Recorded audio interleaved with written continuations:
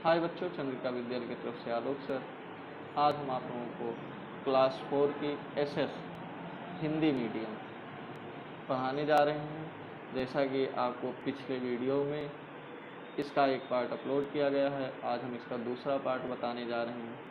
आइए हम आपको पेज नंबर 5 से पढ़ाने जा रहे हैं। तो देखिए आप, तो इसमें आप लोगों को बैलगाड़ी का पढ़ा दिया गया था। आइए हम साइकिल की सवारी से पढ़ाते हैं कि बच्चे विद्यालय कैसे जाते हैं, स्कूल कैसे जाते हैं। तो साइकिल की सवारी से बताने जा रहे हैं और इसके जो है पहले से बताया गया है कैसे कैसे बच्चे जाते हैं। तो हम लंबे रास्तों पर साइकिल चलाकर स्कूल जाते हैं। जैसे हमारे घर से स्कूल तो लंबी दूरी पर होता है, तो हम वहाँ पर क्या करते हैं, साइकिल चलाकर स्कूल जाते हैं। पहले तो स्कूल दूर होने के कारण कई लड़कियां स्कूल जा ही नहीं पाती थी।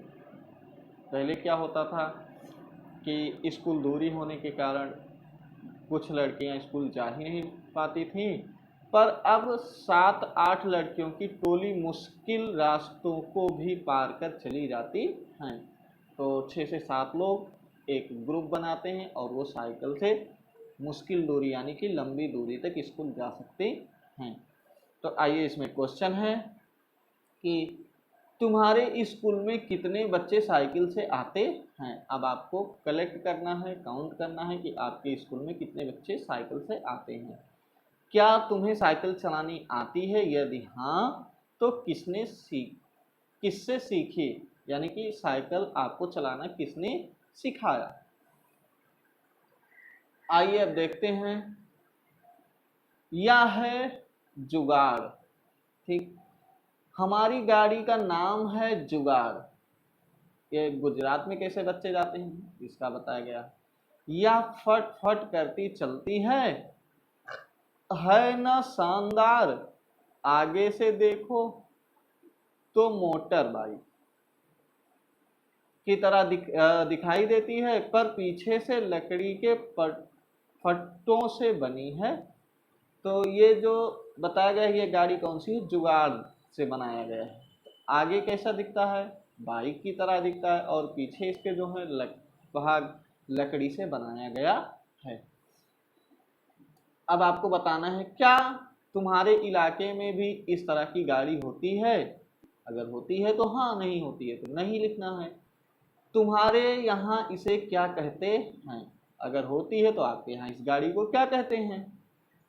तुम ऐसी गाड़ी में बैठना पसंद करोगे। अगर आप इस गाड़ी में बैठना पसंद करोगे तो क्यों करोगे, यानी कि इसमें कोई खासियत होगी, खूबी होगी, तभी तो आप पसंद करोगे, तो उसको आपको लिखना है। क्या तुम बता सकते हो कि इसे जुगाड़ क्यों कहते हैं। आप बता सकते हो इसे जुगाड़ क्यों कहते हैं। अगर बता सकते हो तो बताना है आपको जुगाड़ क्यों कहते हैं। जैसे इसमें बाइक और पटरों इससे बनाई गई है, गाड़ी से जुगाड़ लगाकर बनाया गया है, इसलिए इसे जुगाड़ कहते हैं। जुगाड़ पुराने बचे सामान के इस्तेमाल से बनता है। तुम भी कुछ चीज़ों के जुगाड़ से कोई नई चीज़ बनाओ। ठीक, आप लोगों को जो वेस्ट सामान हो यानी कि उपयोग में ना हो, तो उससे आप लोग सोच करके कुछ उपयोगी चीज़ों को जुगाड़ से बनाया जा सकता है, यानी कि आप बना सकते हो। सोचो, क्या ऐसी कोई जगह है जहां इनमें से कोई भी गाड़ी नहीं पहुंच सकती। हाँ, ऐसी जगहें भी हैं। ठीक, बहुत सी ऐसी जगह है जहां पर ये गाड़ी नहीं पहुंच सकती। आइए हम देखते हैं जंगल से जाते बच्चे, जंगल में कैसे बच्चे जाते हैं। स्कूल पहुंचने के लिए हमें घने जंगल से निकलना पड़ता है। कहीं कहीं जंगल इतना घना होता है कि दिन में भी रात जैसा लगता है। उस सन्नाटे में कई पक्षियों और जानवरों की आवाज़ें सुनाई देती है। बहुत से बच्चे क्या होता है, स्कूल जो जाते हैं वो जंगल से गुजर करके जाते हैं, और इस जंगल क्या होता है कहीं कहीं पर बहुत घना होता है, दिन में रात जैसा अनुभव होता है, और वहाँ पर जो पक्षी होती हैं और जानवर होते हैं वे तरह तरह की अपनी आवाज़ें निकालते रहते हैं। तो क्या तुम कभी घने जंगल की ऐसी किसी जगह से गुजरे हो। अगर तो आप ऐसी जगहों से, जंगल से गुजरे हैं कि नहीं गुजरे हैं आप लोगों को बताना है। यदि गुजरे होंगे तो कौन सा जंगल है और वो कहाँ है उसको आपको लिखना है। अपने अनुभव के बारे में कॉपी में लिखो और उसमें जो आपको अनुभव हुआ था कि पक्षी की आवाज़ आई थी, किसकी आवाज़ आई थी, क्या हुआ था, तो उस अनुभव को आपको अपनी कॉपी में नोट करना है। क्या तुम भी पक्षियों और उनकी आवाज़ें से पहचान सकते हो? कितनों की आवाज़ें खुद निकाल सकते हो? आवाज़ निकालो। क्या पक्षियों के या जानवरों के आवाज़ को आप पहचान सकते हो कि कौन से जानवर बोल रहे हैं? तो बहुत से जानवरों के आवाज़ को आप लोगों ने सुना है, जैसे कुत्ता भौंकता है, बिल्ली कैसे कर आवाज़ निकालती है, गाय है, भैंस है, हाथी है, घोड़ा है, बहुत से आज जानवरों के आवाज़ को आप लोगों ने सुना है। और जिस जानवर के आवाज़ आप सुने हैं उन जानवर के आवाज़ को निकालने का आप भी प्रयास कर सकते हो और प्रयास करना। अब बर्फ पर चलते बच्चे, बर्फ पर कैसे बच्चे चलते हैं? देखो हम कैसे स्कूल पहुंचते हैं। मीलों फैली बर्फ पर चक्कर चलकर, हम हाथ पकड़ पकड़ कर बर्फ पर पैर जमाते हुए ध्यान से चलते हैं। ताजी बर्फ में पैर धंस जाते हैं। अगर बर्फ जमी हुई हो तो फिसल भी सकते हैं। ठीक। तो बच्चे जो होते हैं बर्फ पर जब स्कूल जाते हैं तो सब लोगों का हाथ पकड़ कर जाते हैं। जो ताजी बर्फ जैसे जमने वाली होती है तो उस पर पैर रखते हैं तो वो धंस जाता है। ठीक। और जो बर्फ जमी हुई होती है, ठीक, उस पे पैर फिसलने का भी चांस रहता है। इसलिए सब लोग क्या करते हैं, एक दूसरे का हाथ पकड़कर स्कूल जाते हैं। क्या तुमने इतनी ज़्यादा बर्फ देखी है? कहाँ? फिल्मों में या कहीं और? क्या आप लोग जैसे ये जो बर्फ जमा हुआ है, बर्फों को आप लोगों ने देखा है कि नहीं देखा है? यदि देखा है तो कहाँ देखा है? फिल्म में देखा है या कहीं और देखा है? तो आपको अपना अनुभव उसमें लिखना है। आइए हम अगले पेज पर आते हैं। ऐसी जगहों पर हमेशा ही बर्फ रहती है।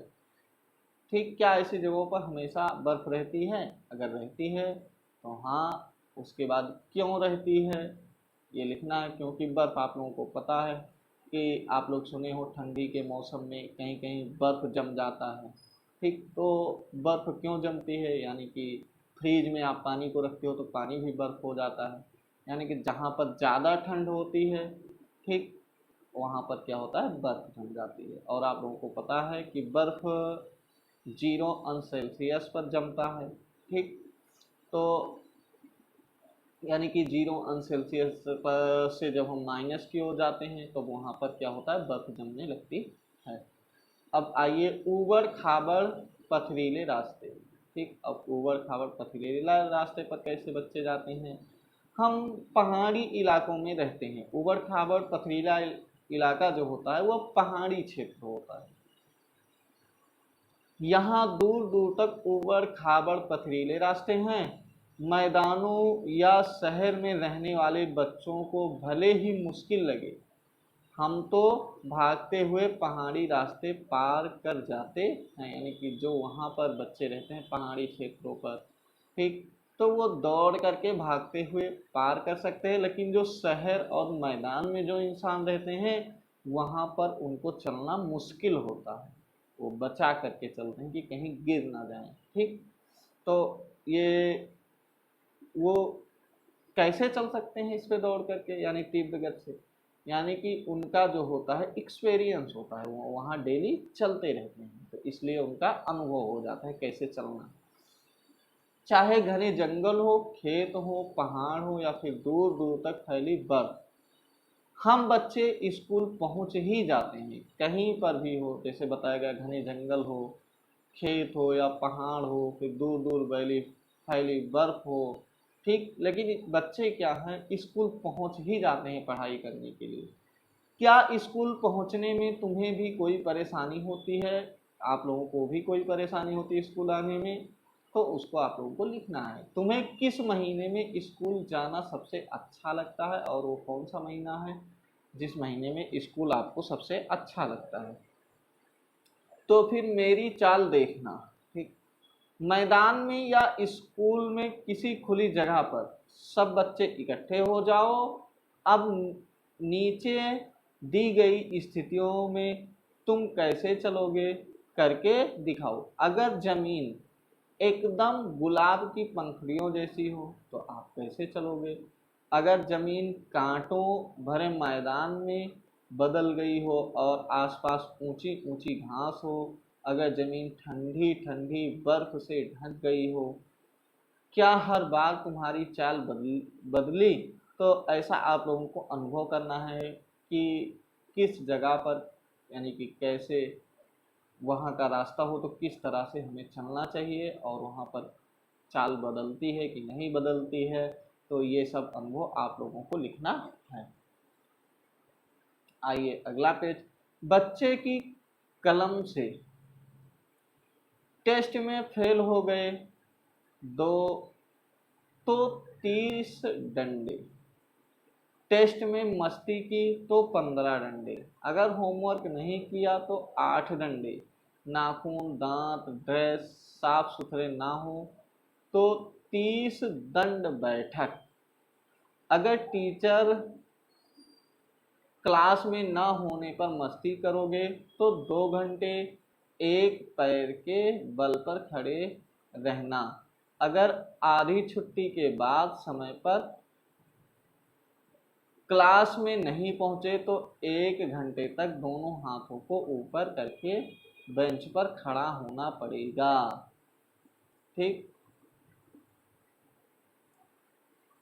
ये एक बच्चे ने अपनी कलम से यानी लिखा है, अनुभव दिया गया है, और वो कौन है, सागर मिश्रा, क्लास 5, चकमक अगस्त दिया गया है 2006, देवास मध्य प्रदेश। तो बताओ